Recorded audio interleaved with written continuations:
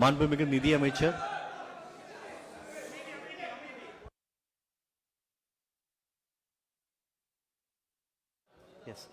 அனைவருக்கும் வணக்கம்.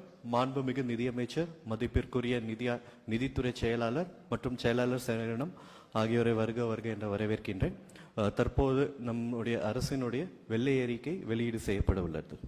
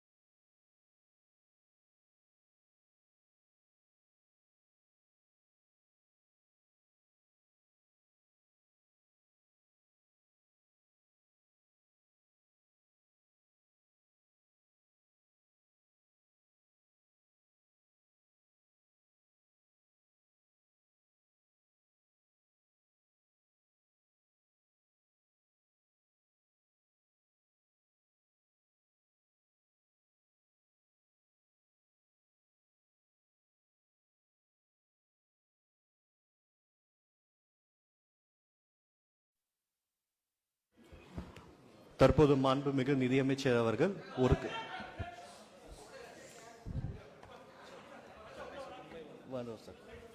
தற்போது மாண்புமிகு நிதியமைச்சர் அவர்கள் விளக்க காட்சியை காண்பிக்க உள்ளார். Sir, over to you sir.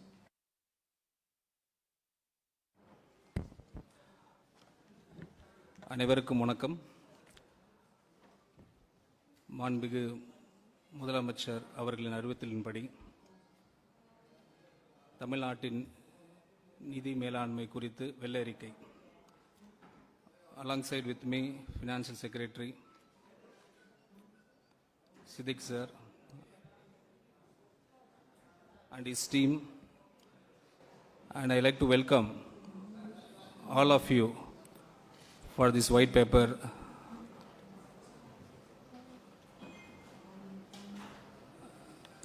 release date. So we will go with presentation. நான் ஒரு ப்ரெசன்டேஷன் வாயிலாக உங்களுக்கு எல்லாரையும் எக்ஸ்பிளைன் பண்ணணும்னு ஆசைப்பட்றோம். ஸோ ஒரு ஸ்லைடும் இங்கே ப்ளே பண்ணுவாங்க. அதோட ஒரு ப்ரீஃப் நான் இங்கே ஒரு ஸ்லைடு பற்றி நான் கண்டினியூ பண்ணுவேன். ஒன்ஸ் அது ஒரு 20 to 21 ஸ்லைட்ஸ் இருக்குது. அந்த 21 ஸ்லைட்ஸ் முடிஞ்ச பிறகு we will continue with your questions. So till then please cooperate with us. Thank you. You go to the first slide. First slide.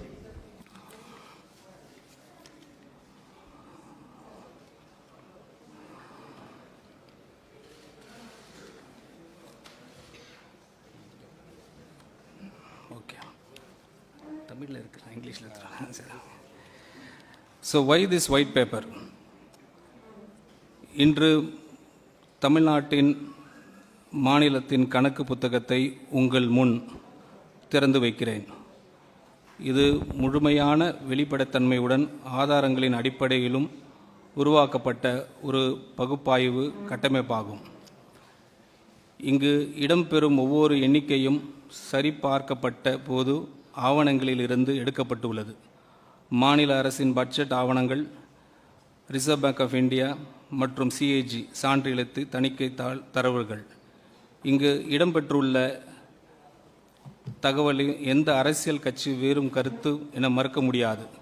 இவை அனைத்தும் மாநில அரசின் சொந்தமாக தணிக்கை செய்யப்பட்ட அதிகாரப்பூர்வ பதிவுகள். ஏன் இந்த 5 ஆண்டு காலப்பகுதி மட்டும்? அதைவிட நீண்ட காலத்தை அல்ல. கொரோனா போர் தொற்றுக்கு பிறகு இந்தியாவின் அனைத்து மாநிலங்களுக்கும் ஒரு தொடக்க நிலையிலிருந்து பயணத்தை தொடங்கின. ஒரே மாதிரியான வெளிப்புற அதிர்வுகளை எதிர்கொண்டன.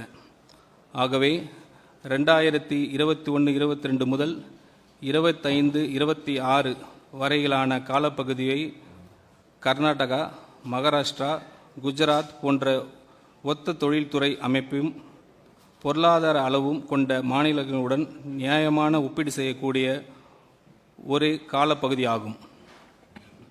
இந்த ஆய்வின் முக்கிய கண்டுபிடிப்பு என்னவென்றால், அந்த மாநிலங்கள் மீட்சி காலத்தை பயன்படுத்தி தங்களின் நீதி பற்றாக்குறைகளை கட்டுப்படுத்தி குறைந்ததுதான். ஆனால் தமிழ்நாடு அதற்கு நேர்முறையாக செயல்பட்டது. முக்கியமான ஒவ்வொரு அடிப்படை சுட்டிக்காட்டிலும் கட்டமைப்பு ரீதியான பின்னடைவு சந்தித்தது. திருக்குறள் 478 கூறுவது போல், வருவாய் குறைவாக இருப்பதிலும் தீமை இல்லை, செலவுகளை அளவுக்கு மீறாமல் இருந்தால் போதும். ஒரு உதாரணம் சொல்கிறேன். இந்த இதுக்கு குட்டி ஸ்டோரி, ஒரு இதுக்கு ஸ்லைடுக்கு ஒரு குட்டி ஸ்டோரி மாதிரி ஒன்று சொல்லிடுறேன். ஒரு புயலால் 4 அண்டை வீட்டாரின் வீடுகள் வெள்ளத்தில் மூழ்கின என்று நினைத்து பாருங்கள். அப்போது யாருடைய வீடு பெரிது என்பதை பார்த்து மதிப்பிடுவதை நியாயமான ஒப்பீடு அல்ல.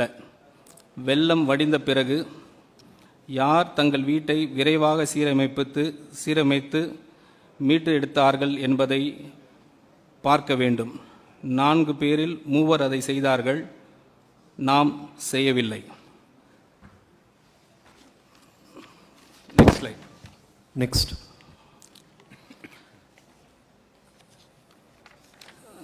This slide is about 5-year physical snapshot from 2021, 22 to 25 to 26 pre-account.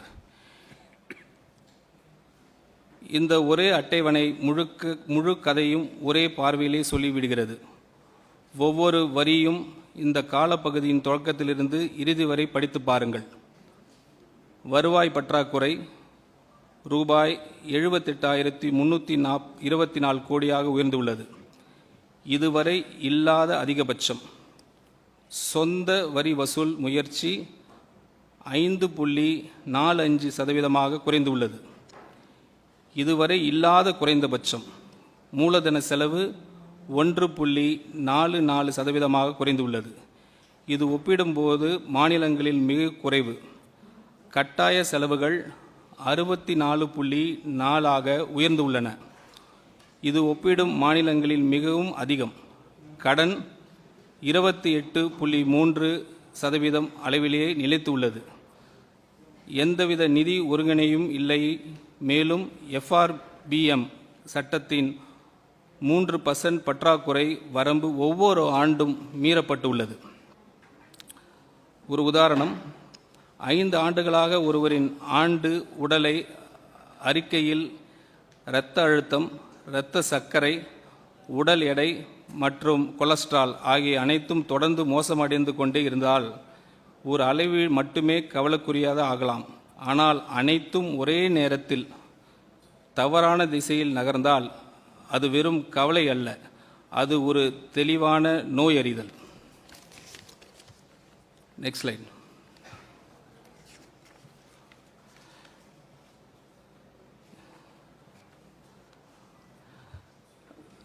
So this slide is about 6 key numbers. இது ரொம்ப முக்கியமான ஸ்லைடு.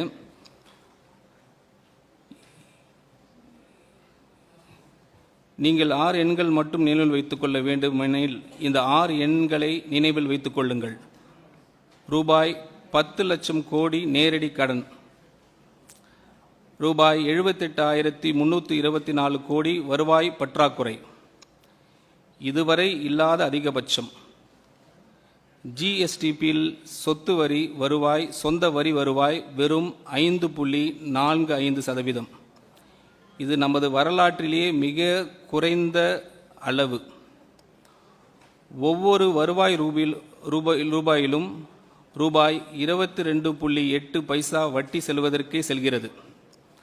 வருவாயில் 64.4 ஏற்கனவே கட்டாய செலவுகளுக்காக ஒதுக்கப்பட்டுள்ளது.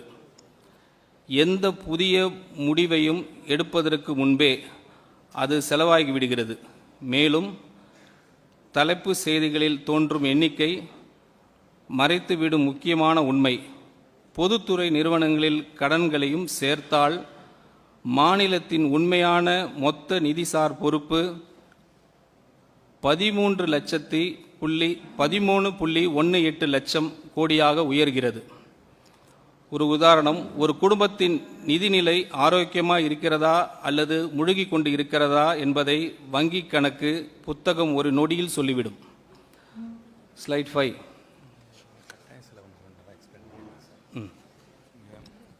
இந்த இதில் கட்டாயம் செலவுன்னு ஒன்று வருது இல்லையா, அதனால் என்ன அர்த்தம்னா, நம்ம கவர்மெண்ட் வந்து வட்டிக்காக செலவு பண்ணுறது, சேலரிஸ்க்காக செலவு பண்ணுறது, பென்ஷன்ஸ்க்காக செலவு பண்ணுறது, இந்த மூணு ஐட்டம் டுகெதர், அது 3 ஐட்டம் மட்டுமே 64% வந்து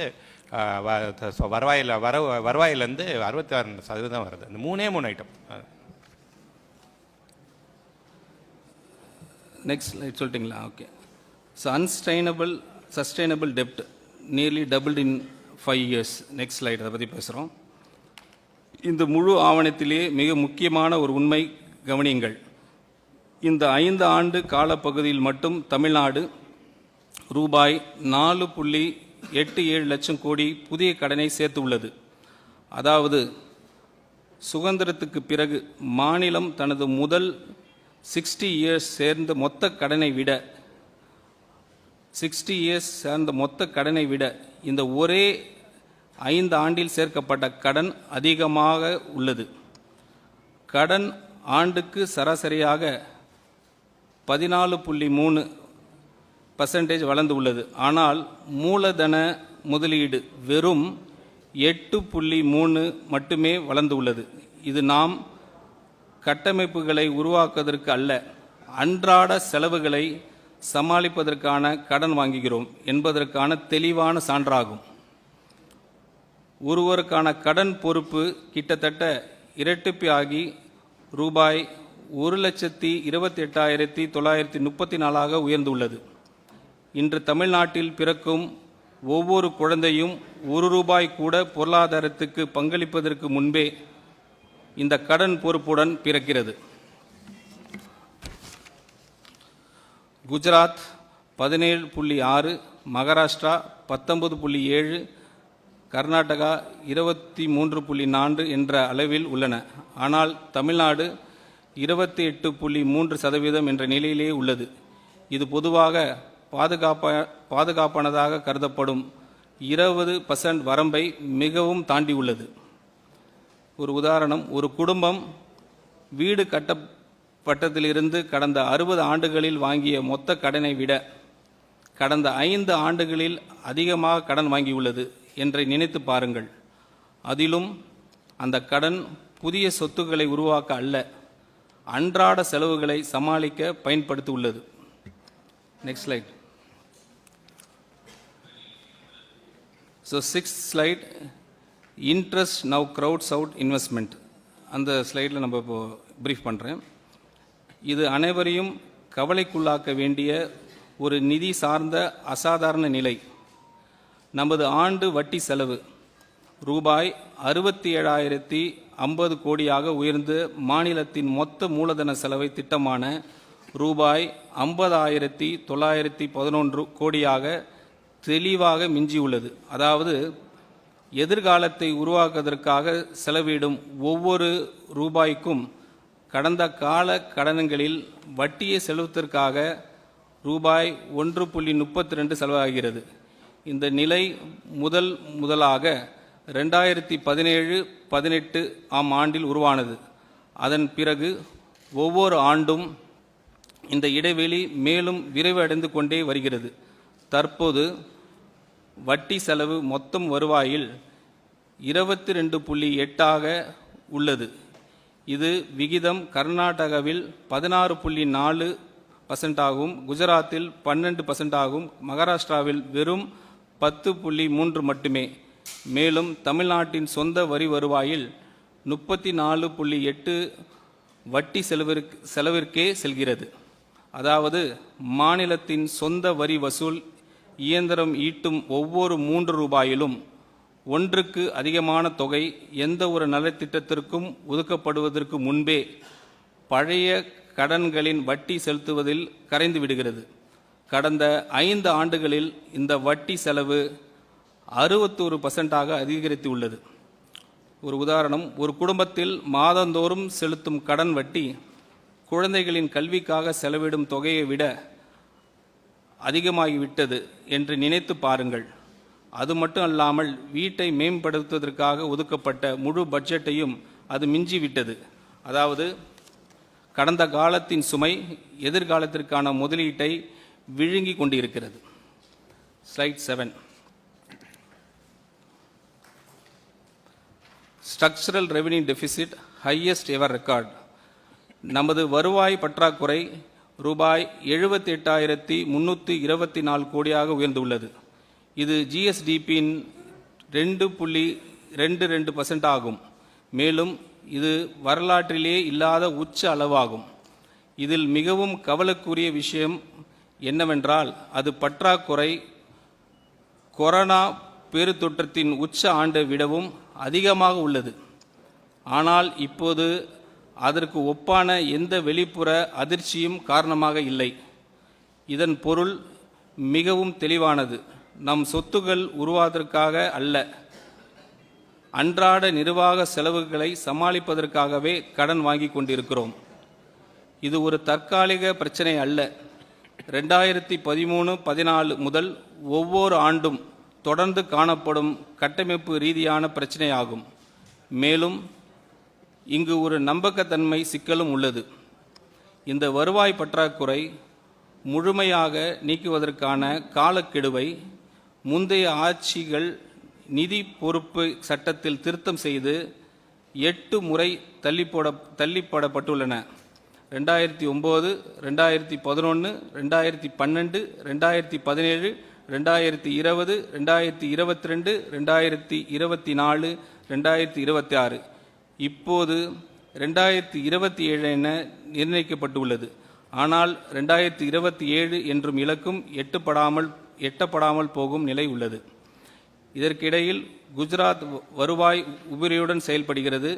கர்நாடகா மற்றும் மகாராஷ்டிரா வருவாய் செலவு கணக்கில் கிட்டத்தட்ட சமநிலையை பேணிக்கின்றன.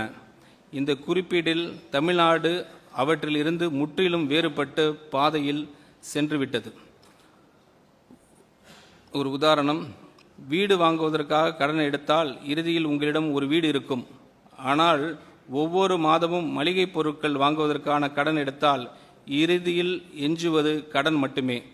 மேலும் வங்கியிடம் கடனை திருப்பி செலுத்தும் தேதியை 8 முறை சொல்லி ஒவ்வொரு முறையும் அந்த வாக்குறுதியை மீறினால் நம்பிக்கை எவ்வாறு இழக்கப்படுகிறது என்பதற்கான சிறந்த உதாரணம் இதுவே. Slide 8.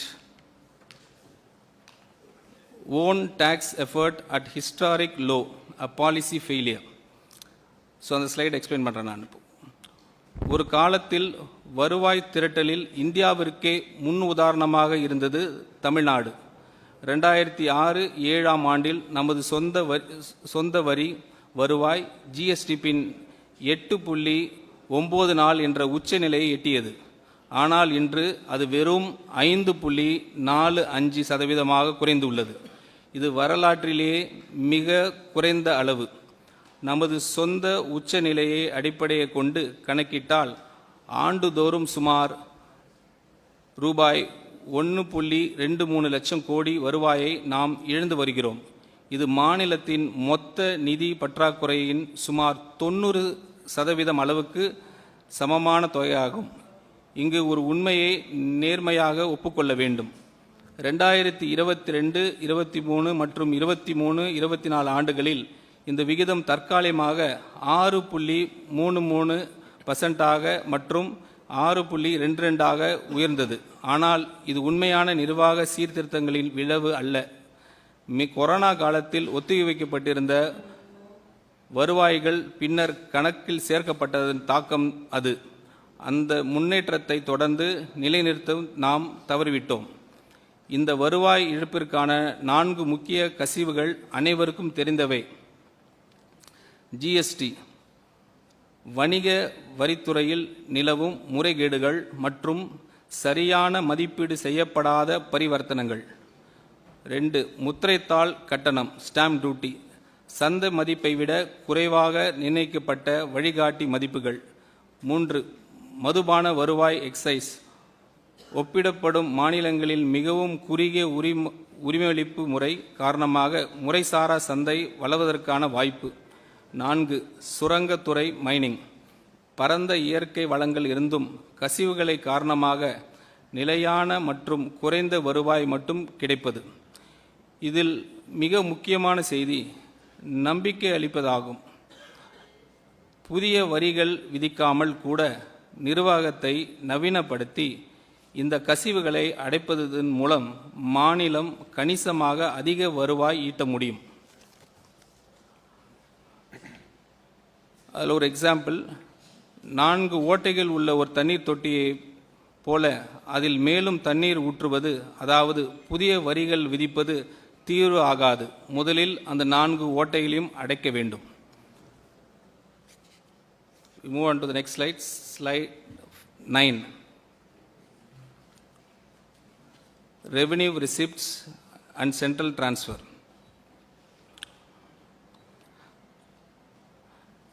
தமிழ்நாடு 2 முக்கிய வழிகளின் மூலம் மத்திய அரசை சார்ந்துள்ளது. முதலாவது, மத்திய வரி பகிர்வில் நமக்கு கிடைக்கும் பங்கு. 10வது நிதிக்குழு காலத்தில் அது 6.64% இருந்தது. இன்று அது 4.097 குறைந்து உள்ளது. மேலும் ரூபாய் 56,819 கோடி அளவிலான நமது பங்கின் வளர்ச்சி ஒப்பிடப்படும் மாநிலங்களில் மிகவும் குறைவாக இருந்தது. இதற்கு காரணம் வரி பகிர்வு ஃபார்முலா, வருமான இடைவெளி, இன்கம் டிஸ்டன்ஸ், மக்கள் தொகை மற்றும் பரப்பளவு போன்ற காரணங்களுக்கு அதிக முக்கியத்துவம் அளிப்பதாகும். இவற்றின் மீது மாநிலத்திற்கு எந்த கட்டுப்பாடும் இல்லை. இதையும் விட முக்கியமான பிரச்சனை என்னவென்றால், ஒன்றிய அரசு தற்போது அதிக அளவில் செஸ் மற்றும் சர்சார்ஜ் மூலமாக வருவாய் திரட்டுகிறது. இந்த வருவாய் மாநிலங்களுடன் பகிர வேண்டிய அவசியம் இல்லை. இதனால் மாநிலங்களுக்கு பகிரப்படும் மொத்த வரி நிதி குளம், டிவைசபிள் பூல், தொடர்ந்து சுருங்கிக் கொண்டே வருகிறது. இரண்டாவது, உதவித்தொகைகள், கிராண்ட்ஸ் அண்ட் எய்ட்.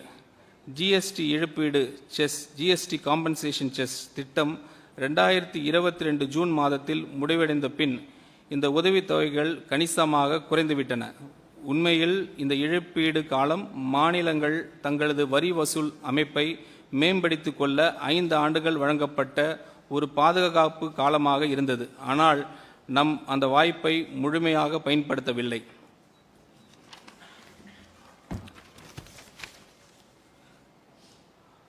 ஆனால் இவை அனைத்தும் கூறிய பிறகும் ஒரு உதாரணம், ஒரு கூட்டு குடும்பத்தில் பொது குடும்ப நிதியில் உங்களுக்கு கிடைக்கும் பங்கு தொடர்ந்து குறைந்து கொண்டே செல்கிறது என்று நினைத்து பாருங்கள். மேலும் முன்பு வாக்குறுதி அளிக்கப்பட்ட பரிசு இப்போது நீங்கள் ஏற்க முடியாத ஒரு நிபந்தனையுடன் வழங்கப்படுகிறது. இவை அனைத்தும் நிச்சயமாக பாதிப்பு ஏற்படுத்தும். ஆனால் அதே குடும்பத்தில் தங்களது சொந்த வியாபாரத்தை திறம்பட நடத்திய சகோதரர்கள் இன்னும் முன்னேறுகிறார்கள் என்பது உண்மை. ஸ்லைட் 10. கமிட்டட் எக்ஸ்பெண்டிச்சர், சார் சொன்ன மாதிரி 64.4 ஆஃப் ரெவென்யூ ப்ரீஎம்ப்டட். இது ரூபாய் 100 வருவாய் எடுத்துக்கொண்டு எளிமையாக விளக்குகிறேன். முதலில் வட்டி, ஊதியம் மற்றும் ஓய்வூதியம் போன்று நிர்ணயிக்கப்பட்ட தேதிகளில் கட்டாயமாக செலுத்த வேண்டிய செலவுகள் ரூபாய் 64.40 எடுத்துக்கொள்கிறேன். அதாவது வெறும் எதையும் செய்யும் முன்பே அந்த தொகை முழுவதும் செலவாகிவிடுகிறது. அதன் பின் வெளிப்படையாக அதிகம் தெரியாத இன்னொரு கட்டாய செலவு தொகை உள்ளது, ரூபாய் 23. இதில் உள்ளாட்சி அமைப்புகளுக்கு சட்டப்படி வழங்க வேண்டிய மானியங்கள், முத்திரைத்தாள் கட்டண மேலதிக வரிகள் இருந்து உள்ளாட்சி அமைப்புகளுக்கு கட்டாயமாக வழங்க வேண்டிய பங்குகள், மாநில கடன் பெற அனுமதிக்க மத்திய ஒன்றிய அரசு வலியுறுத்தும் மின்வாரிய இழப்பீடு நிதி உதவிகள், மேலும் ஓய்வூதிய திட்டத்தின் மாநிலம் வழங்க வேண்டிய இணை பங்களிப்பு ஆகியவை அடங்கும். இந்த இரண்டும் அடுக்குகளும் சேர்ந்து ஒவ்வொரு 100 வருவாயிலும் ரூபாய் 87 முழுமையாக எடுத்துக்கொள்கிறேன். இதனால் அனைத்து நலத்திட்டங்களுக்கும், சமூக பாதுகாப்பு திட்டங்களுக்கும் மற்றும் மூலதன கட்டமைப்பு முதலீடுகளையும் ஆகியவற்றை எஞ்சுவது வெறும் ரூபாய் 13 மட்டுமே. ரூபாய் 13 வைத்து ஒரு மாநிலத்தை நடத்துவதோ வளர்ச்சி பாதையில் முன்னேற்றுவதோ சாத்தியமில்லை. இதன் விளைவாக வழக்கமான அரசு திட்டங்களை கூட செயல்படுத்த மாநில கட்டாயமாக கடன் வாங்க வேண்டிய நிலைக்கு தள்ளப்படுகிறது. அந்த கடன் மேலும் கடனை உருவாக்குகிறது. அதிகரிக்கும் கடன் வட்டி செலவு உயர்த்துகிறது. அதிகரிக்கும் வட்டி செலவு அடுத்த ஆண்டில் எஞ்சும் அந்த ரூபாய் 13ஐயும் இன்னும் குறைக்கிறது. இவ்வாறு ஒரு தீய சுழற்சியை தொடர்கிறது. மேலும் புதிய உறுதியளிக்கப்பட்ட ஓய்வூதிய திட்டம் அஷ்யூர்ட் பென்ஷன் ஸ்கீம் ஆண்டுக்கு கூடுதலாக 5000 கோடி செலவை உருவாக்குகிறது. அதுவும் ஆண்டுதோறும் சுமார் 10% அதிகரிக்கும் என்று கணிக்கப்படுகிறது. ஒரு உதாரணம், மாதம் ரூபாய் 100 சம்பளம் பெறும் ஒருவரை நினைத்து பாருங்கள். அதில் வீட்டு கடன் தவணை, இஎம்ஐ, வீட்டு வாடகை மற்றும் குழந்தைகளின் பள்ளி கட்டணம் ஆகியவை 64 எடுத்துக்கொள்கின்றன. பின்னர் தவிர்க்க முடியாத மற்ற செலவுகள் 23 எடுத்துக்கொள்கின்றனர். இதனால் உணவு, மருந்து மற்றும் குழந்தைகளின் எதிர்கால தேவைகளுக்காக எஞ்சுவது வெறும் 13 மட்டுமே, ரூபாய் 13 மட்டுமே. அப்போது எதிர்பாராத எந்த அவசர தேவையும் வந்தால் கடன் வாங்கி செயல்படுத்துகிறது. அதன் விளைவாக கடன் சுமை தொடர்ந்து பெருகிக் கொண்டே செல்கிறது. Slide 11. Capex crowded out lowest in peer groups. நுகர் செலவுகள் கட்டாய நிலையான செலவுகளும் பெரும்பாலான வருவாய் சாப்பிடுறதனால் எதிர்காலத்தை உருவாக்குவதற்கு ஒதுக்கப்படும் நிதி கிட்டத்தட்ட மறைந்துவிட்டது. நமது மூலதன செலவு கேபிட்டல் எக்ஸ்பெண்டிச்சர் ஜிஎஸ்டிபின் 1.44 குறைந்துள்ளது. இது ஒப்பிடும் மாநிலங்கள் பட்டியலில் மிகவும் குறைந்த அளவாகும். குஜராத் தனது ஜிஎஸ்டிபின் 2.86 அளவிற்கு முதலீடு செய்கிறது. ஆனால் தமிழ்நாடு அதில் பாதி அளவான முதலீட்டை மேற்கொள்கிறது. மொத்த அரசு செலவினத்தில் மூலதன உருவாக்குவதற்கான பங்கு தமிழ்நாட்டில் வெறும் 11.8 மட்டுமே. இது விகிதம் குஜராத்தில் 26.8 ஆகும். கர்நாடகாவில் 17 உள்ளது. நாம் இந்த 5 ஆண்டு காலத்தில் தொடக்கத்தில் இருந்து 1.79 என்ற நமது சொந்த விகிதத்தை கூட தக்க வைத்திருந்தால் கடந்த 3 ஆண்டுகளில் கூடுதலாக 28,217 கோடியை மதிப்பிலான சொத்துக்களை உருவாக்கியிருப்போம். அந்த தொகையில் 1000 கிலோமீட்டருக்கு அதிகமான அதிக நெடுஞ்சாலைகள் அமைக்க முடியும், அல்லது 30 அதிநவீன சிறப்பு மருத்துவமனைகள் உருவாக்க முடியும், அல்லது 2000 பள்ளி கட்டிடங்கள் கட்டியிருக்க முடியும். மேலும் இந்த பாதிப்பு ஒரு ஆண்டுக்குள் முடிவதில்லை. அது தொடர்ச்சியான தாக்கத்தை ஏற்படுத்துகிறது. ஏனெனில் தனியார் முதலீடுகள் பெரும்பாலும் அரசின் உள்கட்டமைப்பு முதலீடுகளை பின்பற்றுகின்றன. எனவே மூலதன செலவினத்தை புறக்கணிப்பது தமிழ்நாட்டின் பொருளாதார இலக்கை நேரடியாக அச்சுறுத்துகிறது. ஒரு உதாரணம், தினசரி செலவுகளை சமாளிப்பதற்காக வீட்டை பராமரிப்பதையும் பழுது பார்ப்பதையும் நிறுத்திய ஒரு குடும்பத்தை நினைத்து பாருங்கள். காலப்போக்கில் சுவர்களின் விரிசல்கள் பெருகும், வீட்டின் மதிப்பு குறையும். புதிய முதலீட்டாளர்கள் அல்லது வாங்குபவர்கள் நன்றாக பராமரிக்கப்பட்ட அண்டை வீட்டாருக்கு செல்வார்கள். அதுபோலவே உள்கட்டமைப்பில் முதலீடு செய்யாத பொருளாதாரம் புதிய முதலீடுகளை ஈர்க்கும் திறனை இழக்கத் தொடங்கும். Slide 12. FRBM compliance rules revised never met. சட்டப்படி நிதி பற்றாக்குறை பிசிக்கல் டெபிசிட் ஜிஎஸ்டிபின் 3% என்ற வரம்பறிவில் உள் இருக்க வேண்டும். ஆனால் கொரோனா காலத்திற்கு பிறகு அந்த ஒவ்வொரு ஆண்டிலும் இந்த வரம்பு மீறப்பட்டுள்ளது. நடப்பு ஆண்டில் நிதி பற்றாக்குறை ரூபாய் 1,33,208 கோடியாக உயர்ந்துள்ளது. இது வரலாற்றிலேயே பதிவான மிக உயர்ந்த முழுமையான பற்றாக்குறை ஆகும். 2003ஆம் ஆண்டு முதல் நிதி பொறுப்பு சட்டம் பிசிக்கல் ரெஸ்பான்சிபிலிட்டி ஆக்ட் பல முறை திருத்தப்பட்டுள்ளது. ஒவ்வொரு முறையும் இலக்கு எட்டப்படாததால் அதை அடைவதற்கான காலக்கெடு மேலும் தள்ளி போடப்பட்டுள்ளது. இருப்பினும் சமீபத்திய 2025-26 இலக்கு மீறப்பட்டுள்ளது. தற்போது 3.8 என்ற அளவில் இருக்கும் நிதி பற்றாக்குறை கடுமையான நிதி சவால்களை எதிர்கொண்டு வரும். பஞ்சாப் மற்றும் கேரளா போன்ற மாநிலங்களின் நிலைக்கு தமிழ்நாட்டு கொண்டு சென்றுள்ளது. அதே நேரத்தில் குஜராத் நிதி பற்றாக்குறை வெறும் 1.9 மட்டுமே உள்ளது. மேலும் இந்திய கணக்காய்வாளர் மற்றும் தலைமை சிஏஜி ஒரு ஆழமான கவலையும் சொல்லியிருக்கிறாங்க.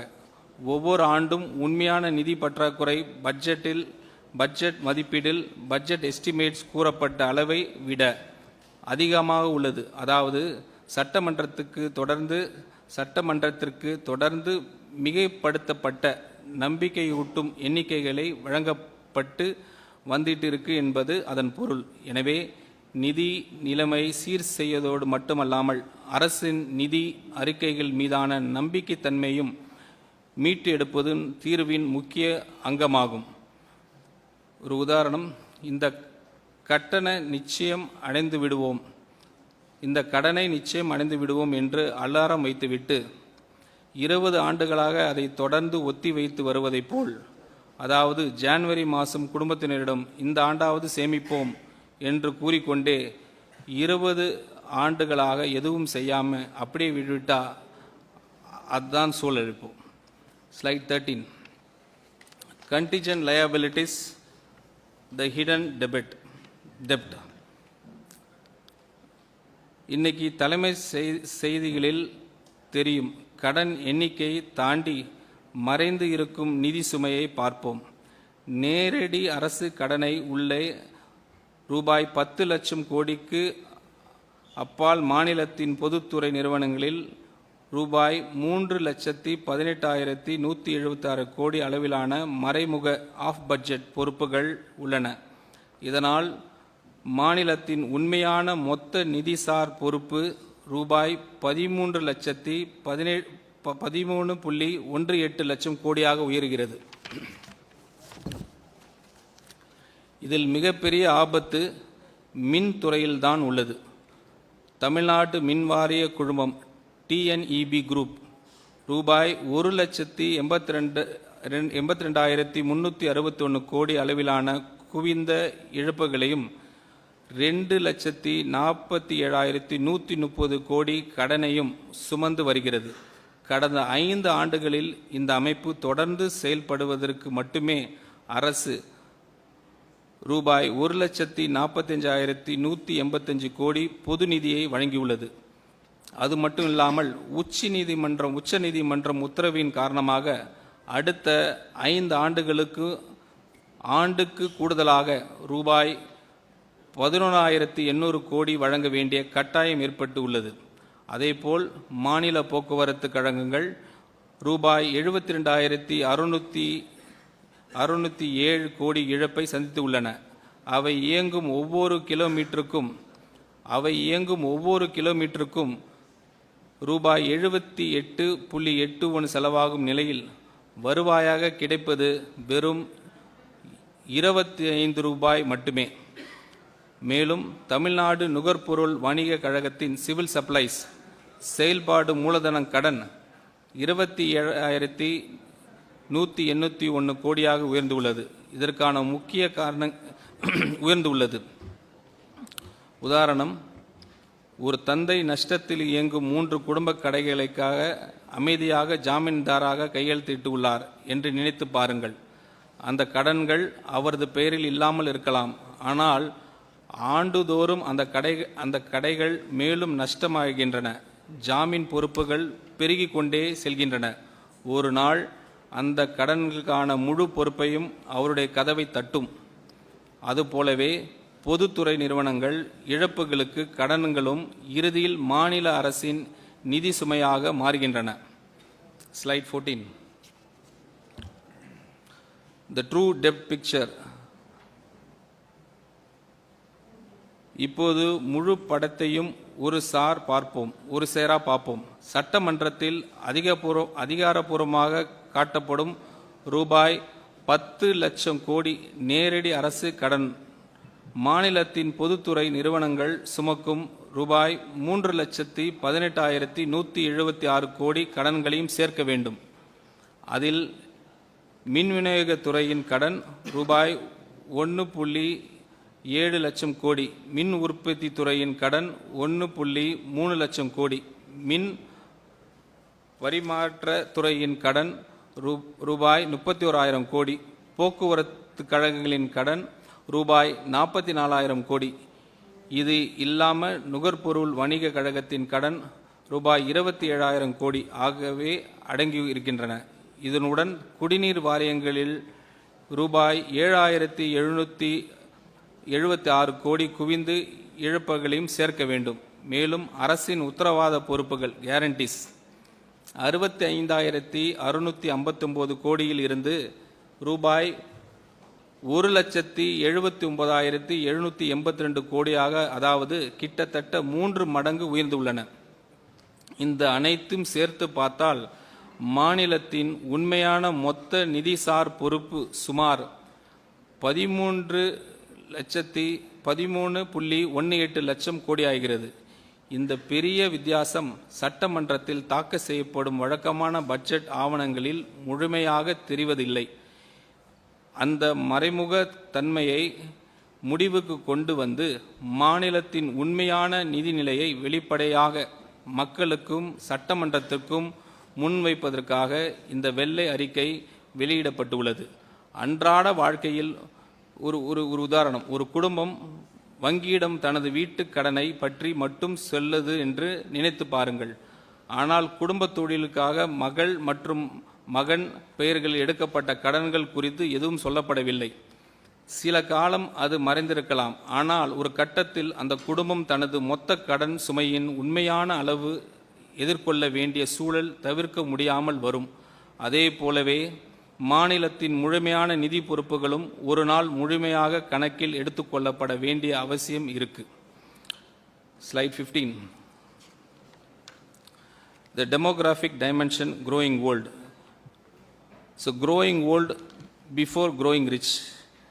இந்த அறிக்கையில் உள்ள ஒவ்வொரு எண்ணின் பின்னாலும் ஓடிக்கொண்டிருக்கும் நேர்கடிகாரம் இதுதான். இந்தியாவின் முக்கிய மாநிலங்களில் எதையும் விட வேகமாக முதியோர் சமூகமாக மாறிக்கொண்டிருப்பது தமிழ்நாடு தான். 2011ஆம் ஆண்டில் 10.6 இருந்த முதியோர் மக்கள் தொகை பங்கு 2031ஆம் ஆண்டில் 18.2 உயரும் என கணிக்கப்படுகிறது. மேலும் 2100ஆம் ஆண்டளவில் தமிழ்நாட்டின் மக்கள் தொகையில் கிட்டத்தட்ட பாதி பேர் முதியவர்களாக இருப்பார்கள். அதே நேரத்தில் தேசிய சராசரி சுமார் 27% மட்டுமே இருக்கும். வேலை செய்யக்கூடிய வயதினரின் ஒர்க்கிங் ஏஜ் பாப்புலேஷன் பங்கு ஏற்கனவே தனது உச்ச நிலையை எட்டியுள்ளது. இனி அது குறையத் தொடங்கும். அதே சமயம் முதியோர் சார்பு விதம் ஓல்ட் ஏஜ் டிபெண்டன்சி ரேஷியோ 20.6 இலிருந்து 32.7 உயரும். அதாவது வருமானம் ஈடுபவர்கள் குறைவாகவும் அவர்கள் சார்ந்து வாழ்பவர்கள் அதிகமாகவும் இருப்பார்கள். இதனுடன் சுகாதார செலவுகள், ஓய்வூதிய செலவுகள் தொடர்ந்து உயரும். இது 2 கத்திரிக்கோள் பக்கங்கள் ஒன்றுக்கு ஒன்று நோக்கி மூடப்படுவது போன்றவை. சிசஸ் எஃபெக்ட்னு சொல்லுவாங்க. ஒரு பக்கம் வருவாய் ஈடுபவர்கள் குறைகிறார்கள், மற்றொரு பக்கம் செலவுகள் அதிகரிக்கின்றன. இதுவே கடன் வலையின் டெப்ட் ட்ராப் அடிப்படை செயல்முறையாகும். இன்று தமிழ்நாடு மக்கள் தொகை அமைப்பின் வளத்தை டெமோகிராஃபிக் ஸ்ட்ரென்த் கொண்டிருக்கும் போதே நிதிநிலையை சீர் செய்வதற்கான வாய்ப்பு உள்ளது. ஆனால் அந்த வாய்ப்பின் சாரம் ஆண்டுதோறும் சுருங்கி கொண்டே வருகிறது. ஒவ்வொரு ஆண்டும் பின்னர் செலுத்த வேண்டிய விலையை மேலும் அதிகரிக்கிறது. எளிய வார்த்தைகளில் சொல்ல வேண்டுமென்றால் தமிழ்நாட்டில் மிகப்பெரிய ஆபத்து என்னவென்றால் செல்வந்த மாநிலமாக மாறுவதற்கு முன்பே முதியோர் மாநிலமாக மாறிவிடுகிறது. ஒரு உதாரணம், ஒரு குடும்பத்தின் முக்கிய வருமானம் ஈட்டும் உறுப்பினர்கள் ஓய்வு பெறும் வயதை அடைந்துவிட்டனர். ஆனால் அவர்கள் மாற்றி புதிய வருமானம் ஈடுபடுபவர்கள் உருவாக்கவில்லை என்று நினைத்து பாருங்கள். அப்படிப்பட்ட குடும்பம் தனது முதிய வயதிற்காக சேமிக்க வேண்டிய பாதுகாப்பான நேரம் எப்போது? வருமானம் இன்னும் கிடைத்து கொண்டிருக்கும் இப்போதுதான், வருமானம் நின்ற பிறகு அல்ல. அதே போலவே தமிழ்நாட்டின் நிதி நிலைமையை சீர் செய்வதற்கான சிறந்த நேரம் இப்போதுதான். Slide 16. Post Covid consultation failure for 4 policies cause. தமிழகம் இப்படிப்பட்ட பொருளாதார சிக்கலால் மாட்டிக்கொண்டதற்கான 4 முக்கிய காரணங்கள் உள்ளன. அதை தவிர்த்து அவற்றில் ஒவ்வொன்றையும் மாற்றம் அதிகாரமும் மாநில அரசிடம் இருந்தது. வெளிப்புற அதிர்ச்சிகளால் உருவாக்கப்பட்ட அல்ல. முதலாவது, ஆண்டுக்கு ரூபாய் 25,000 கோடி வரை செலவாகும் புதிய நலத்திட்ட பொறுப்புகள் அறிமுகப்படுத்தப்பட்டனர். ஆனால் அவற்றை நிலையான முறையில் நீதி அளிக்கும் தேவையான இணையான வருவாய் ஆதாரங்கள் உருவாக்கப்படவில்லை. இரண்டாவது, மிக முக்கியமான வரி மற்றும் நிர்வாக சீர்திருத்தங்கள் தொடர்ந்து ஒத்திவைக்கப்பட்டன. 2017ஆம் ஆண்டில் இருந்து ஜிஎஸ்டி இழப்பீடு திட்டம் ஒரு நாள் முடிவுக்கு வரும் என்பது அனைவருக்கும் நல்லாவே தெரிந்தது. திடீரெல்லாம் நிறுத்தல இருந்த போதிலும் அந்த மாற்றத்திற்காக தயாராக வேண்டிய நடவடிக்கைகள் பொதுவான அளவில் மேற்கொள்ளப்படவில்லை. மூன்றாவது, அன்றாட நிதி பற்றாக்குறைகளை சமாளிப்பதற்காக மூலதன செலவுகளை தொடர்ந்து பலியிடப்பட்டன. அதன் விளைவாக ரூபாய் 31,055 கோடி மதிப்பிலான சொத்து உருவாக்க வாய்ப்பு இழக்கப்பட்டது. நான்காவது, மாநிலத்தின் பொதுத்துறை நிறுவனங்கள் PSU நீண்ட காலமாக இருந்து வந்த கட்டமைப்பு ரீதியான பலவீனங்கள் சரி செய்யப்படாமல் விடப்பட்டன. மின்துறையின் நிதி இடைவெளி நிரப்புவதற்கான ரூபாய் 1,45,180 கோடி செலவிடப்பட்டது. போக்குவரத்து துறையின் செலவுகள் டபுள்டு. நுகர்பொருள் வணிக கழகத்தின் கடன் 27,181 கோடியாக உயர்ந்தது. இங்கே நான் மிகவும் தெளிவாக சொல்ல விரும்புவது ஒன்று உள்ளது. நலத்திட்டங்கள் தமிழ்நாட்டின் பெருமைக்குரிய பாரம்பரியம் தொடரும். பிரச்சனை ஒருபோதும் நலத்திட்டங்களில் அல்ல. பிரச்சனை என்னவென்றால் அவற்றை நீண்ட காலம் தாங்கி செல்வது தேவையான வருவாய் ஆதாரங்களை உருவாக்காமல் புதிய நலத்திட்டங்களை அறிமுகப்படுத்துவதில்தான் உள்ளது. அன்றாட வாழ்வில் ஒரு எக்ஸாம்பிள், ஒரு குடும்பத்தின் வருமானம் குறைந்த பிறகும் அது புதிய பெரிய மாதத்திர செலவுகள் பொறுப்புகள் ஏற்றுக்கொள்கிறது என்று நினைத்து பாருங்கள். அதே நேரத்தில் செலுத்த வேண்டிய வரிகளை தொடர்ந்து ஒத்தி வைக்கிறது. வீட்டை பராமரிக்காமல் சிதைய விடுகிறது. மேலும் நஷ்டத்தில் இயங்கும் குடும்பத்தை தொழிலுக்கு அதை சீர்திருக்கி தொடர்ந்து பணம் செலுத்தி கொண்டே இருக்கிறது. இவற்றில் ஏதேனும் ஒன்றை தனியாக சமாளிக்க முடியும். ஆனால் இந்த 4 ஒன்றாக நடந்தால் அதுவே ஒரு குடும்பத்தை நிதி நெருக்கடிக்குள் தள்ளும் பாதையாக மாறிவிடும். ஸ்லைட் 17.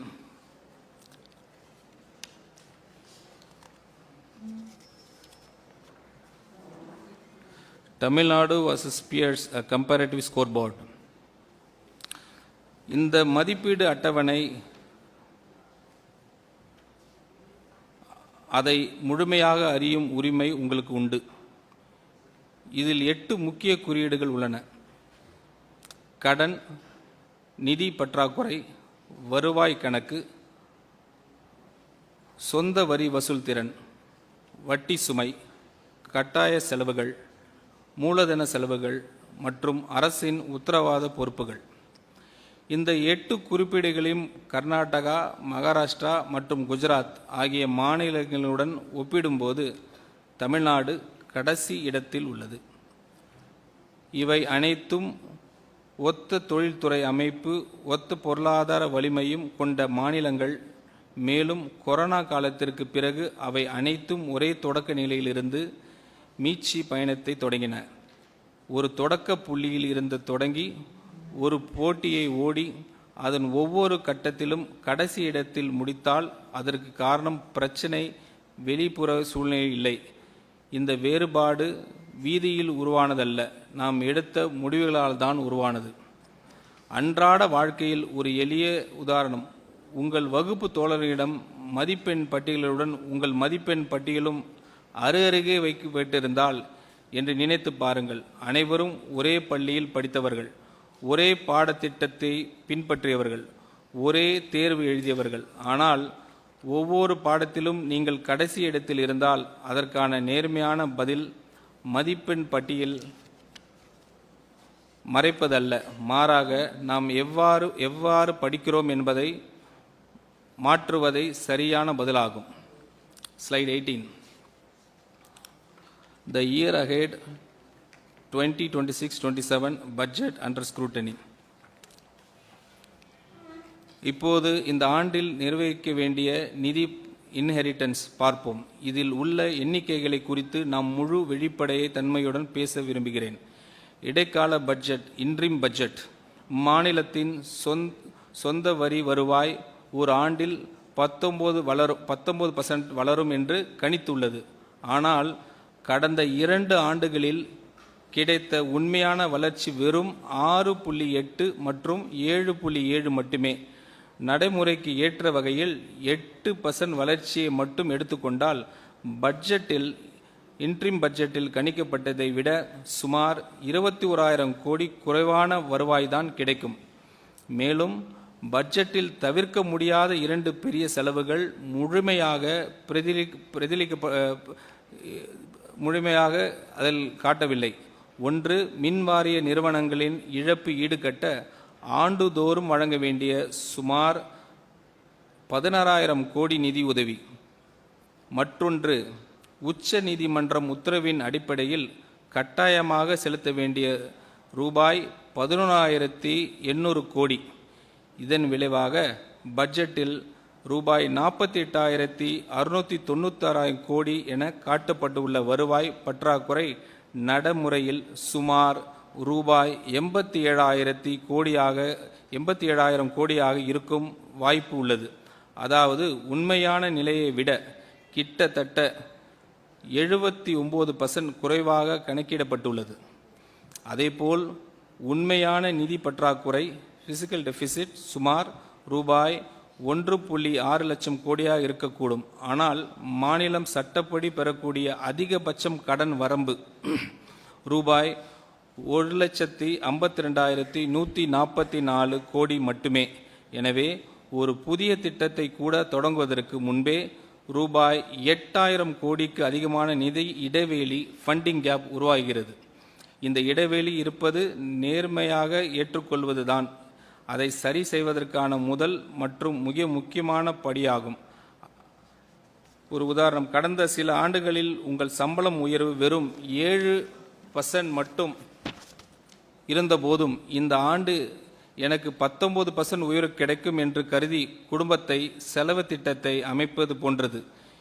அதே நேரத்தில் மிகப்பெரிய 2 மாதத்திர கட்டணங்களையும் உங்கள் குறிப்பீடில் எழுதாமல் விடுவீர்கள். அப்படிப்பட்ட திட்டம் காகிதத்தில் அழகாக தோன்றலாம், ஆனால் மாத இறுதியில் உண்மையான நிலை அத்திட்டம் வாக்குறுதி அளித்தபடி இருக்காது. Slide 19. 6 principal findings, the cumulative picture.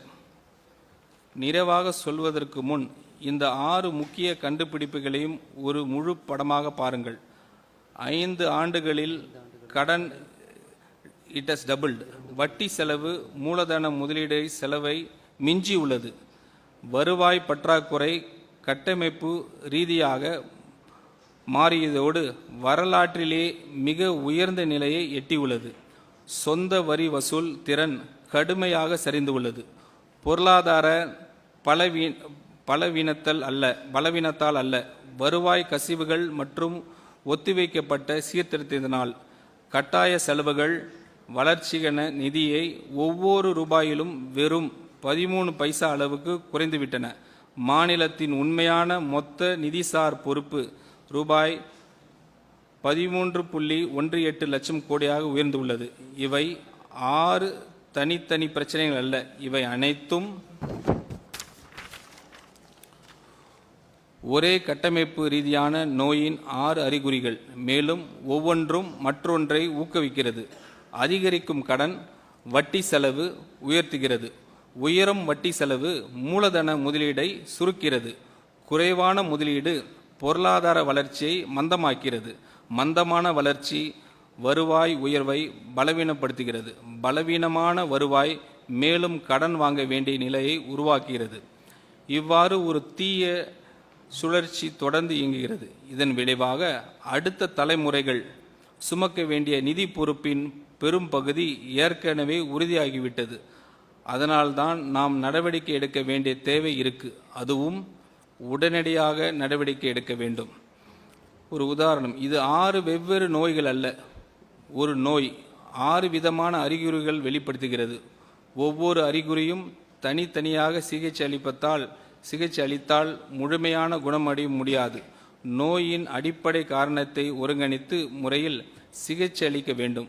மேலும் அது தாமதமாக அல்ல, ஆரம்பத்திலேயே செயல்பட வேண்டும். Slide 20. The way forward, challenging but not hopeless. கடுமையான இந்த சூழல் இருந்து வெளியேறும் பாதை இதோ. அதில் மிக வலிமையான கருவி, மிகவும் எளிமையானது நிர்வாகத்திறன். ஒரு வரி விதத்தை கூட உயர்த்த வேண்டிய அவசியம் இல்லை. நமது நிர்வாக அமைப்பை மேம்படுத்தி ஊழியர்களின் செயல்திறனை உயர்த்தி வருவாய் கசிவுகளை தடுத்து ஊழலை ஒழிப்பதன் மூலம் இயல்பாகவே அரசின் வருவாய் அதிகரிக்க முடியும். சுத்தமான நேர்மையான நிர்வாகமே ஒரு முக்கியமான நிதிசார் சொத்தாக மாறுகிறது. இந்த திட்டம் 6 முக்கிய நடவடிக்கைகள் மீது அமைகிறது. வணிக வரித்துறை, கமர்ஷியல் டாக்ஸ், ஸ்டாம்ப்ஸ், முத்திரைத்தாள் கட்டணம் மற்றும் மைனிங் ஆகியவற்றில் உள்ள வருவாய் கசிவுகளை அடைப்பது. போட்டித்தன்மை கொண்ட திறந்த ஒப்பந்த முறைகள், காம்படிட்டிவ் டெண்டரிங் மூலம் கொள்முதல் செலவுகளை குறைப்பது. பொதுத்துறை நிறுவனங்கள், PSU கட்டமைப்பு ரீதியாக சீர்திருத்துவது. மின்துறைக்கு நீடித்த நிலையான கட்டண அமைப்பு, போக்குவரத்து துறைக்கு வழித்தட செயல்களின் மேம்பாடு, நுகர்பொருள் வணிக கழகத்திற்கு கொள்முதல் முறைகளின் சீர்திருத்தம். ஏற்கனவே மாநிலத்திடம் உள்ள அதிகாரங்களை பயன்படுத்தி வருவாய் அதிகரித்து வழிகாட்டி நில மதிப்புகளை சந்தை மதிப்பிற்கு அருகில் கொண்டு வந்தால், மதுபான உரிமை வழங்கும் அமைப்பை விரிவுபடுத்தல், சுரங்க நிர்வாகத்தை நவீனப்படுத்துதல், செலவினத்தை நுகர்வு நோக்கிலிருந்து மூலதன முதலீடு நோக்கத்தை மாற்றுவது. ஏனெனில் உள்கட்டமைப்பு முதலீடுகளை தனியார் முதலீடுகளை ஈர்க்கவும் சக்தி கொண்டவை. CAG சுட்டிக்காட்டிய இடைவெளிக்கு சுருக்கி நேர்மையான மற்றும் யதார்த்தமான பட்ஜெட் கணிப்புகளை வழங்குவது. இந்த நடவடிக்கைகள் அனைத்தும் மாநில அரசின் நேரடி அதிகார வரம்பிற்குள் உள்ளவை. இதில் எதுவும் குடிமக்கள் மீது கூடுதல் வரி சுமையை ஏற்படுத்துவதில்லை. நிர்வாக சீர்திருத்தங்கள் மூலமே மக்களுக்கான புதிய நலத்திட்டங்களை நிதி அளிக்கும் தேவையான நிதி இடத்தை, பிசிக்கல் ஸ்பேஸ் உருவாக்க முடியும். ஒரு உதாரணம், ஒரு குடும்பம் தனது நிதி நிலையை சீர் செய்வதற்கு உடனடியாக 2வது வேலையை தேடுவதில்லை. மாறாக பணம் வெளியேறும் கசிவுகளை அடைகிறது, தேவையற்ற அதிக செலவுகளை நிறுத்துகிறது.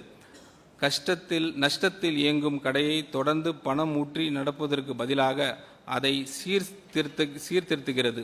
மேலும் தனது வரவு செலவு கணக்கை நேர்மையாக பதிவு செய்கிறது. இது கடினமான பாதையாக இருக்கலாம், ஆனால் நிலையானதும் செயல்படுத்தக்கூடியதாகும்.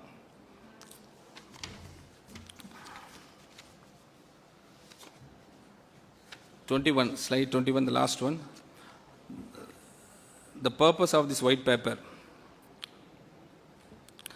திருவள்ளுவர் கூறுகிறார், அளவுக்கு மீறினாலும் அளவுக்கு குறைந்தாலும் சமநிலையின்மை துன்பத்தை உருவாக்கும். அவர் உடல்நலத்தை பற்றி கூறிய இந்த உண்மை ஒரு மாநிலத்தின் நிதிநிலைக்கும் அப்படியே பொருந்துகிறது. இந்த வெள்ளை அறிக்கை 3 முக்கிய நோக்கங்கள் உள்ளன. வெளிப்படைத்தன்மை, டிரான்ஸ்பரன்சி. அரசு, சட்டமன்றம் மற்றும் மக்கள் அனைவரும் முழுமையான தகவலின் அடிப்படையில் விவாதிக்கவும் முடிவெடுக்கவும் உண்மைகள் மற்றும் ஆதாரங்களின் அடிப்படையில் தயாரிக்கப்பட்ட நிலையில் பதிவு வழங்குவது. பொறுப்புணர்வு, அக்கௌண்டபிலிட்டி. நிதி சிக்கலுக்கு வழிவகுத்து 4 கொள்கை காரணங்கள் நேர்மையாக அடையாளம் காட்டுவது. வருவாய் ஆதாரமின்றி மேற்கொள்ளப்பட்ட புதிய பொறுப்புகள், தொடர்ந்து ஒத்திவைக்கப்பட்ட சீர்திருத்தங்கள், பலியிடப்பட்ட மூலதன முதலீடுகள், சீர்திருத்தப்பட்ட பொதுத்துறை நிறுவனங்கள். 3rd கரெக்ஷன், திருத்தம்.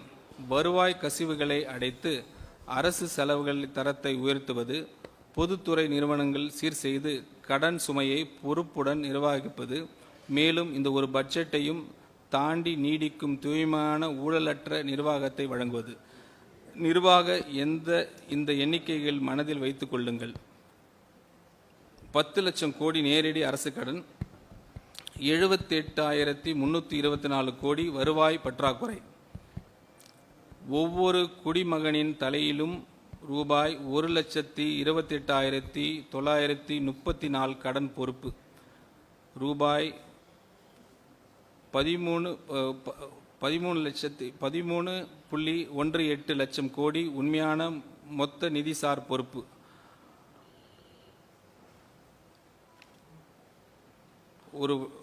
ஒரு எக்ஸாம்பிள், அன்றாட வாழ்வியல் ஒரு எளிய உதாரணம். ஒரு குடும்பம் தனது கணக்கை புத்தகத்தை நேர்மையாக படித்துவிட்டால் அது நம்பிக்கையும் இழக்காது. மாறாக ஒரு திட்டத்தை உருவாக்கும் இன்று நாம் கணக்கு புத்தகத்தை திறந்து பார்த்திருக்கிறோம். நாளை முதல் அந்த திட்டத்தை ஒன்றிணைத்து செயல்படுத்த வேண்டும்.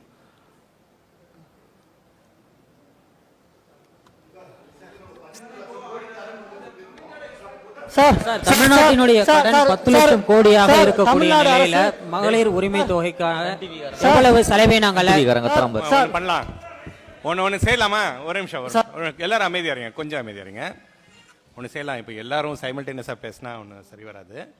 நம்ம ஒன்றா கொஞ்சம் ஐம் ஷூர் எல்லாருமே ரேண்டமாக நான் அப்படி எடுக்கிற சொல்கிறோம். நீங்கள் அப்புறம் ஆரம்பிங்க, சரியா? ஓகே, ஒரு நிமிஷம் வெயிட் பண்ணுங்க. This late. நீங்கள் ஆரம்பிங்க ஃபஸ்ட்டு, சொல்லுங்கள்.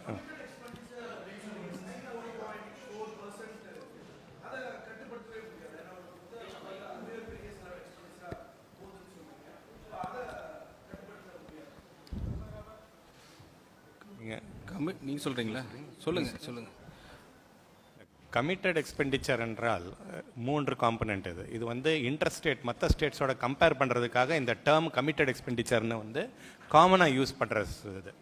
அதில் வந்து சேர்ற ஐட்டம்ஸ் வந்து நம்பர் 1 இன்ட்ரெஸ்ட் பேமெண்ட்ஸ், வட்டி செலவு. வட்டி செலவு வந்து என்ன ஒன்றும் செய்ய முடியாது, அது ஏற்கனவே கடன் வாங்கினதுக்கு வட்டி கட்டி தான் ஆகணும் நம்ம. ஸோ அதனால அது ஒரு கமிட்டட் எக்ஸ்பெண்டிச்சர்.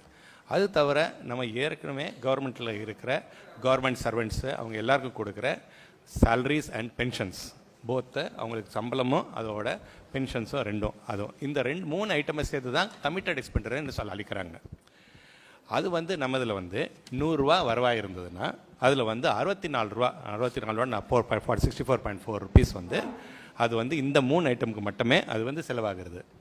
அது மட்டும் இல்லாமல் அது தவிர்த்து சார் சொன்ன மாதிரி மற்ற செலவுகள், அதை மற்ற இன்ஃப்ளெக்சிபிள் எக்ஸ்பெண்டிச்சர், அது கமிட்டட் எக்ஸ்பெண்டிச்சர் ஏன் சொல்கிறதெல்லாம் ஒவ்வொரு மாநிலத்திலையும் வந்து அந்த லோக்கல் பாடிஸ் கொடுக்குறது ஒவ்வொன்றும் டிஃப்ரெண்ட்டாக இருக்கும்.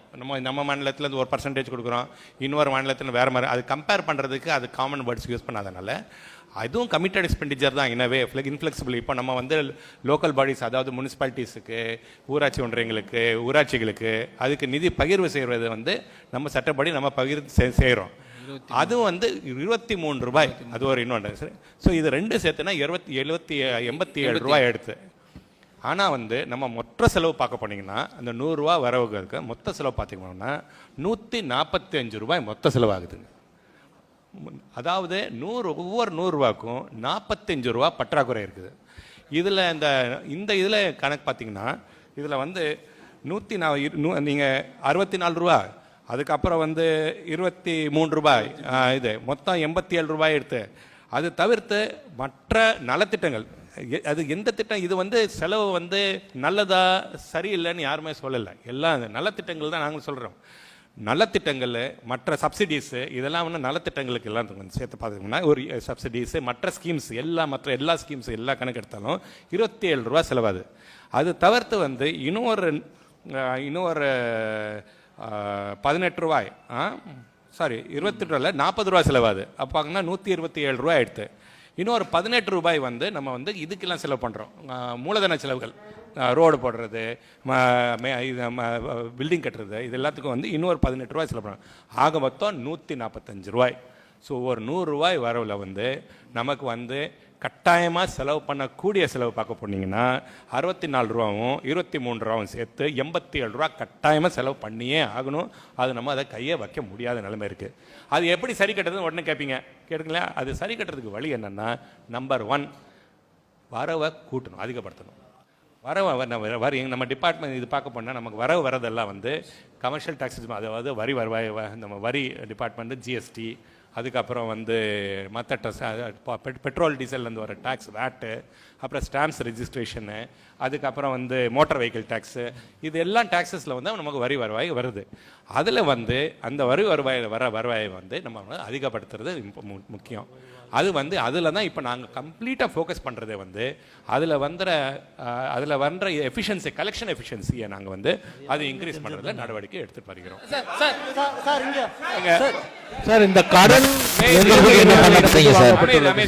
அடுத்தது வரோம், உங்களுக்கு அடுத்தது வரோம். ஃபர்ஸ்ட் இந்த சைடு, அப்புறம் அடுத்தது. ரைட்டா? இந்த அரசு வருவாயை பெருக்கிறதுக்கு என்ன பண்ண போகுது சார்? நீங்க சொல்லுங்க, நீங்க சொல்ற. அவர் பேசட்டும்.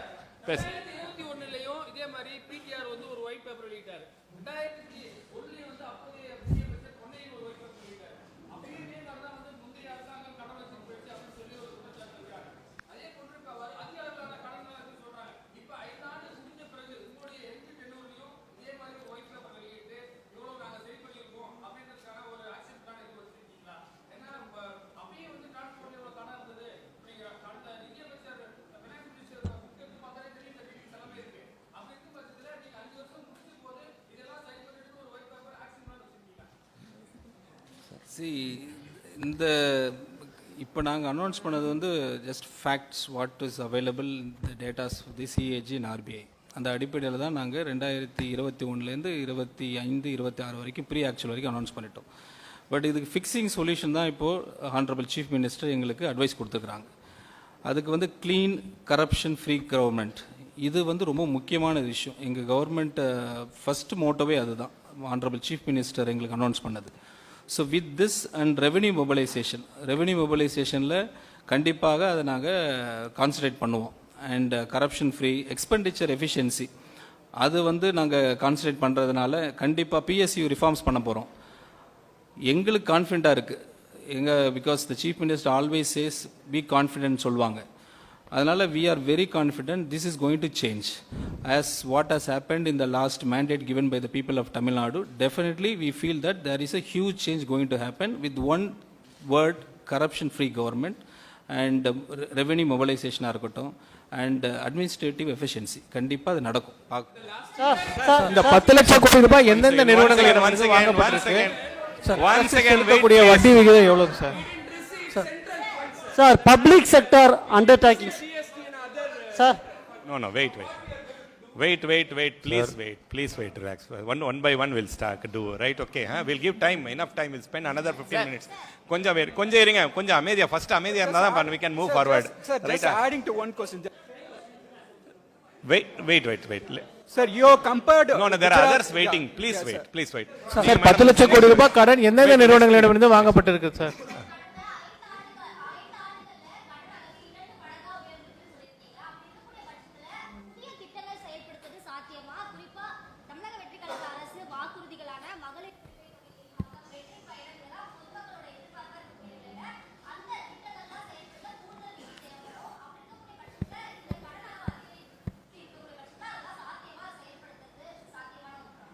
வெரி நியாயமான கேள்வி.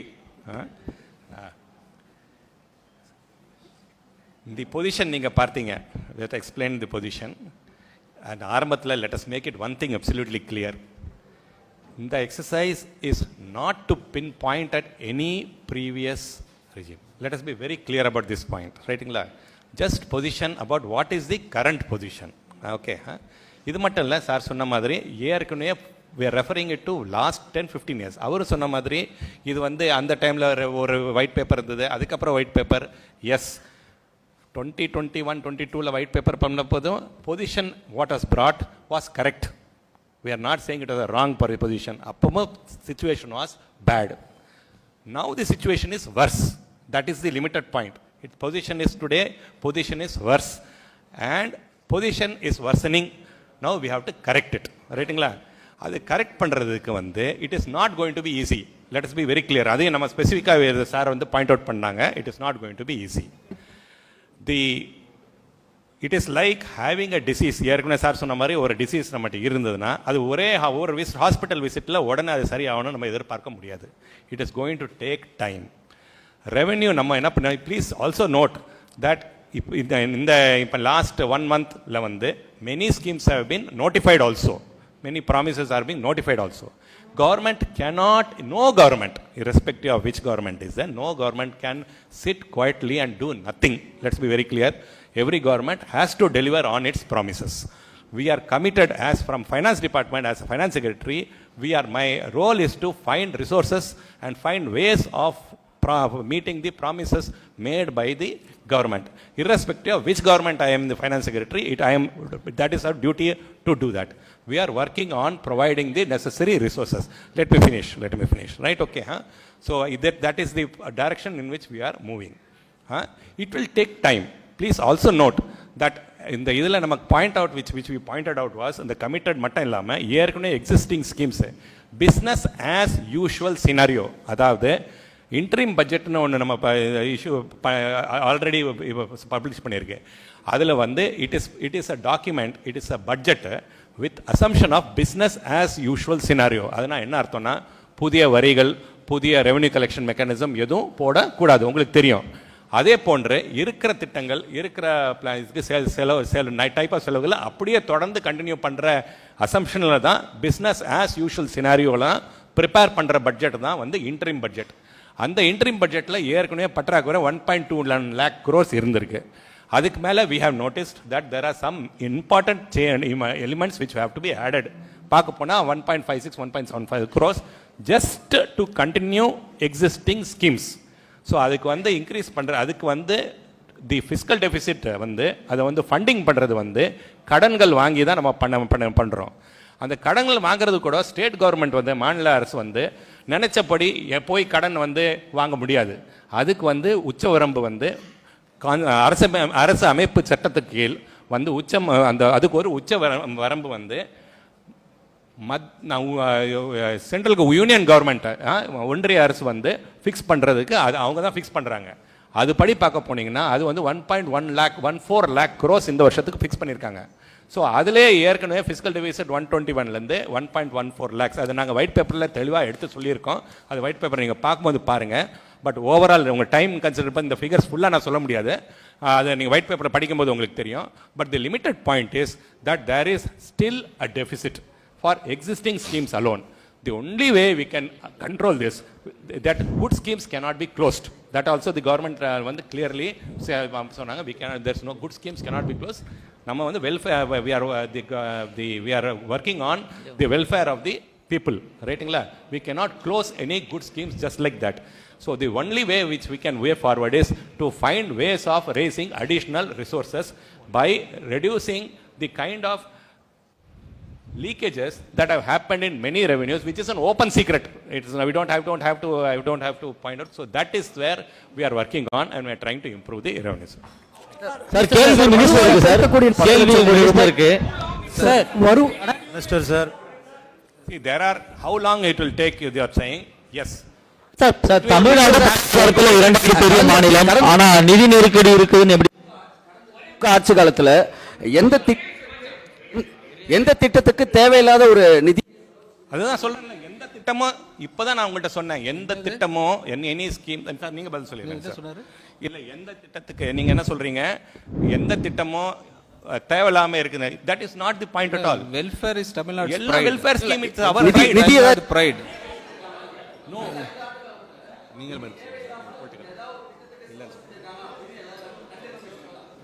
இல்லை சார், அது மாதிரி இல்லை. நாங்கள் சொல்கிறது வெல்ஃபேர் இஸ் தமிழ்நாடுஸ் ப்ரைடு. அது நாங்கள் மாற்று கருத்தே கிடையாது. இப்போ என்ன ப்ராப்ளம்னா இன்கம் எங்கே ஜென் பண்ணுறது, இன்கம் ரெவன்யூ கிரியேட் பண்ணாமல் when you announce a scheme that is difficult தான் சொல்கிறாங்க. But we are not saying that welfare schemes is no good ன்னு சொல்லவே இல்லை. we welcome that. That is what our chief One of the minister symptom did on also. that இப்ப public இருக்க ஒரே schemes சொல்லிருக்கீங்க. One of the சரிங்க sir, please wait. கடந்த அரசு விளம்பரத்துக்கு எவ்வளவு செலவு செஞ்சிருக்கு சார் சொல்ல முடியுமா? சரி கொஞ்சம் இப்ப வரி வருவாயை உயர்த்த வாய்ப்பு இருக்கா? பால் ஒரு நிமிஷம் அவர் கொடுத்தா அப்புறம் அங்க சரிங்க ப்ளீஸ் சார், உங்க பார்வை நேராவே இருக்குல்ல சார், நேராவும் பாருங்க சார். அது வந்து ஃபிகர், அது வந்து facts. we are just revealing facts.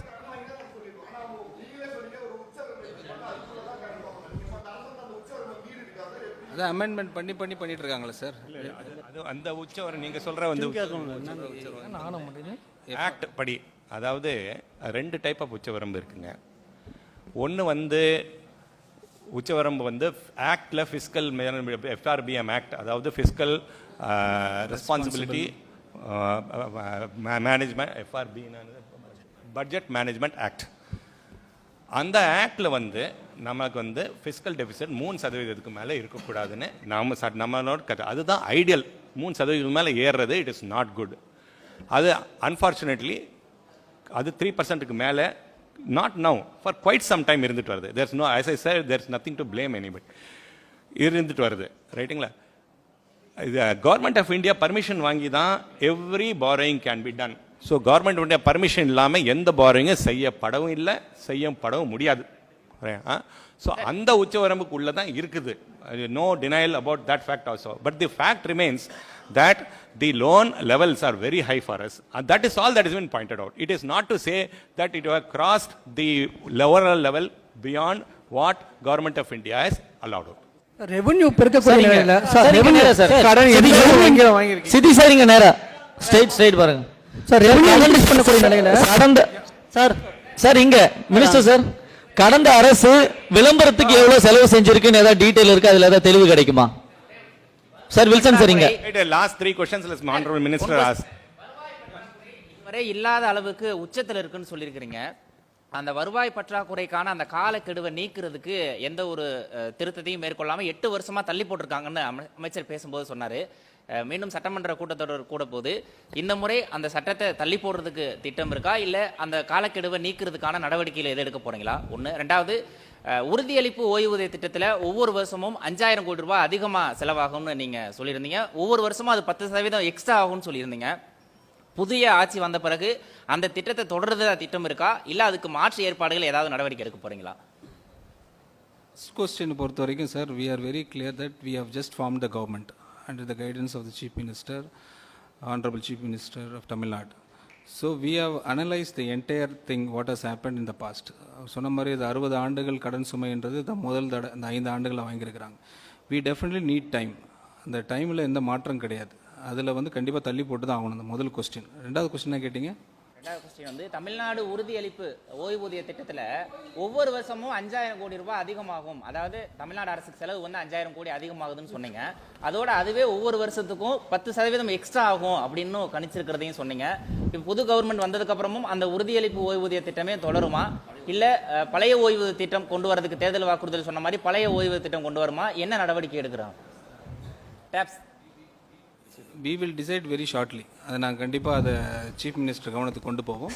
அவரோட படி டிசைட் பண்ணுவோம். பப்ளிக் செக்டர் அண்டர்டேக்கிங்ஸை பொறுத்த வரைக்கும் நம்ம அந்த பப்ளிக் செக்டர் அண்டர்டேக்கிங்ஸில் பொறுத்த வரைக்கும் பப்ளிக் செக்டர் அண்டர்டேக்கிங் மூலம் தான் நம்ம நிறைய வெல்ஃபேர் ஸ்கீம்ஸ் கொண்டு வருவோம். இப்போ 200 யூனிட் வந்து சார் இங்கே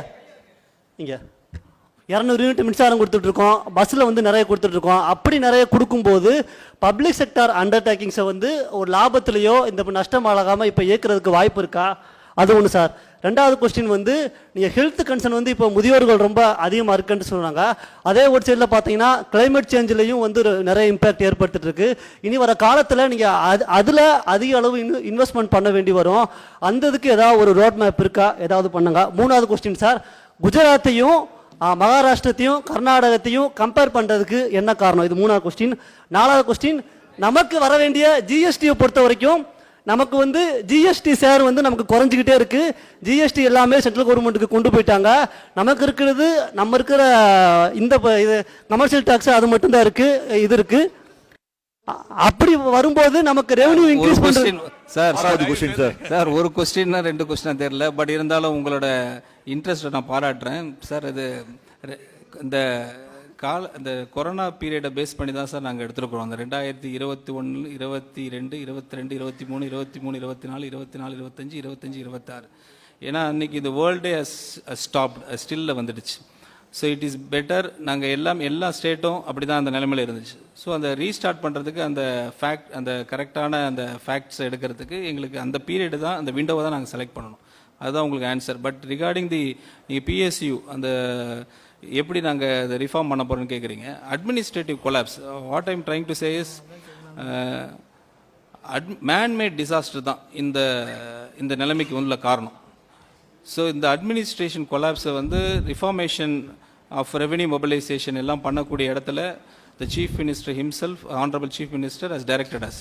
ஸோ கண்டிப்பாக அது அட்மினிஸ்ட்ரேட்டிவ் வந்து டுவர்ட்ஸ் த பெஸ்ட்டாக இருக்கும், கரப்ஷன் ஃப்ரீயாக இருக்கும். ஸோ அதனால் definitely we can bring back to the normal position நம்புறோம். எந்தெந்த துறையில கோடி ரூபாய் கடன் எங்கெங்க அதிகம் சார்? சார் எந்தெந்த டிபார்ட்மெண்ட்ல வரி உயர்வை திட்டமிட்டிருக்கீங்க சார்? சார் 10 லட்சம் கோடி ரூபாய்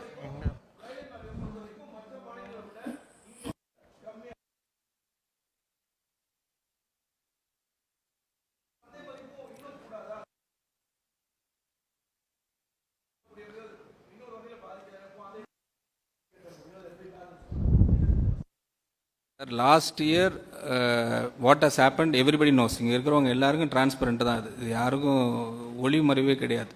ஸோ ஒரு எக்ஸாம்பிள் வந்து ஒரு அண்ணா நகரில் ஒரு ஸ்கொயர் ஃபீட் வந்து 25,000 ஸ்கொயர் ஃபீட் மார்க்கெட் வேல்யூ இருக்குதுன்னு வச்சுங்க, இல்லை இருக்குன்னு வச்சுங்க. அது போன இதில் வந்து ஒரு 3,500 கைட்லைன் வேல்யூவில் அண்டர் வேல்யூ பண்ணியிருக்கக்கூடிய அளவுக்கு இன்ஃப்ளூன்ஸ் பண்ணியிருக்காங்க. அதோட அடிப்படையில் தான் அந்த லீக்கேஜ் நிறைய வந்திருக்கு. ஸோ அதுதான் நான் ஏற்கனவே சொன்ன மாதிரி everything is under administration. Corruption இல்லாத ஒரு கவர்மெண்ட் தான் ஹானரபிள் சீஃப் மினிஸ்டரோட எய்ம் அண்ட் மோட்டோ. ஸோ அந்த அடிப்படையில் பார்த்தா எல்லா லீக்கேஜும் ஃபிக்ஸ் பண்ணிட்டாலே I think we can move on from what we are in right now. Sir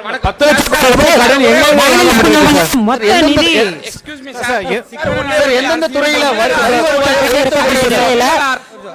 நினைப்புகள் எதுவும் இருக்க வாய்ப்பு இருக்குங்களா சார்? எந்தெந்த 10 லட்சம் கோடி புதிய வரி நியூ டேக்ஸ்கள் அதிகரிக்கிறதுக்கான வாய்ப்புகள் எதுவும் இருக்குங்களா சார்? நீங்க சார் நீங்க ரெவென்யூ இன்க்ரீஸ் பண்ணக்கூடிய நிலையில நியூ டாக்ஸ் ஒட்டுமொத்த நிதிச்சுமை 13,8 கோடி இருக்கக்கூடிய நிலையில சார் சார் சார்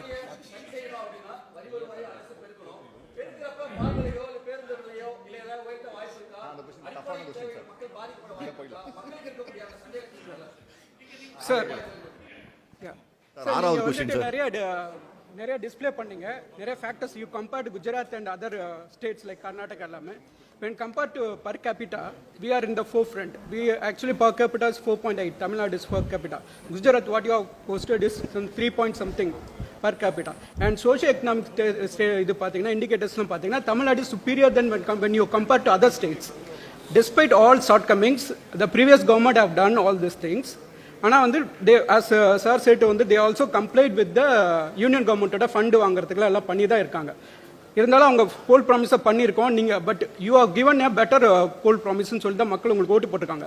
ஆனால் இதுவரை நீங்கள் வந்துட்டு கரப்ஷன் ஃப்ரீங்கிறது மட்டும் தான் பேங்க் பண்ணுறீங்க. வந்து நீங்கள் ஸ்கீம்ஸ் இம்ப்ளிமெண்ட் பண்ணுவீங்களா இல்லையான்னு கேரண்டியாக எதுவுமே சொல்கிறது இல்லை. யூ ஆர் ஜஸ்ட் கிவிங் நாங்கள் பண்ணுவோம் தான் சொல்கிறீங்க. கரப்ஷன் ஃப்ரீ கவர்மெண்ட் தான் சொல்கிறீங்க. வந்து whether you will implement all those schemes and எவ்வளோ டைமுக்குள்ளே டெலிவர் பண்ணுவீங்க? See sir, we are very clear in our approach.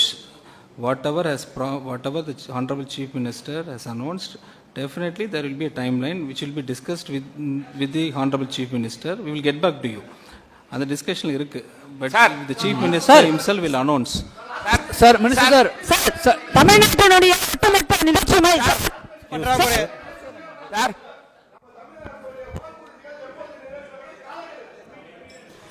Sir ஒரு சின்ன விஷயம் சார் சார் அது ரிலேட்டடான क्वेश्चन சார் என்னோட கொஸ்டின் தமிழ்நாட்டினுடைய ஒட்டுமொத்த நிதிச்சுமை